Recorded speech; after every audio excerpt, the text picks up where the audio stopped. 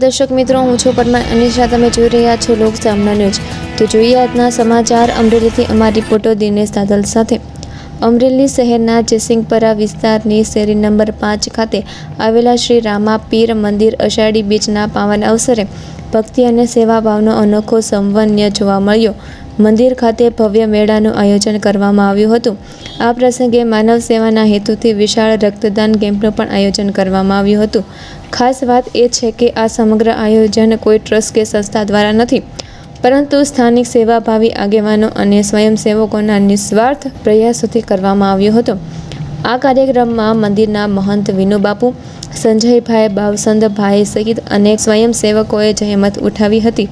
રક્તદાન કેમ્પમાં કૌશિકભાઈ પણ ઉપસ્થિત રહ્યા હતા અને રક્તદાતાઓને પ્રોત્સાહિત કર્યા હતા. મોટી સંખ્યામાં લોકોએ હાજરી આપી અને ઉત્સાહપૂર્વક રક્તદાન કરીને માનવ સેવાનું ઉત્તમ ઉદાહરણ પૂરું પાડ્યું. કાર્યક્રમ દરમિયાન મહંતશ્રીએ અષાઢી બીજના ધાર્મિક મહત્વ સાથે રક્તદાન જેવા મહાદાન અંગે પણ લોકોને પ્રેરણાદાયી સંદેશ આપ્યો. શું નામ આપનું? રમેશ માકડિયા. જય રામાપીર. અષાઢી બીજથી હું તો વર્ષોથી અહીં આવું છું. આ મંદિરે આપણે રામપરા, જયસિંહપરા રામપરામાં અને અઢળક માણસો આવે છે અને એકદમ સેવાભાઈથી આ એ બધું સુધાવી રહ્યા છે. અને આજે તો બહુ મહાન કાર્ય કર્યું છે આ લોકોએ, આયોજકોએ, જે સિવિલની ટીમ આવી છે અને રક્તદાન એ મહાદાન છે.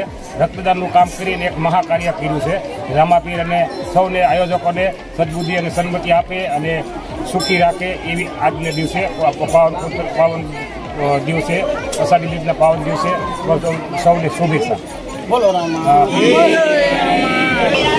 શું નામ આપનું? મારું નામ ચંદુભાઈ કાળુભાઈ ગોહિલ, ગામ અમરેલી. અમે આપણું આયોજન 45 વર્ષથી ચાલુ છે.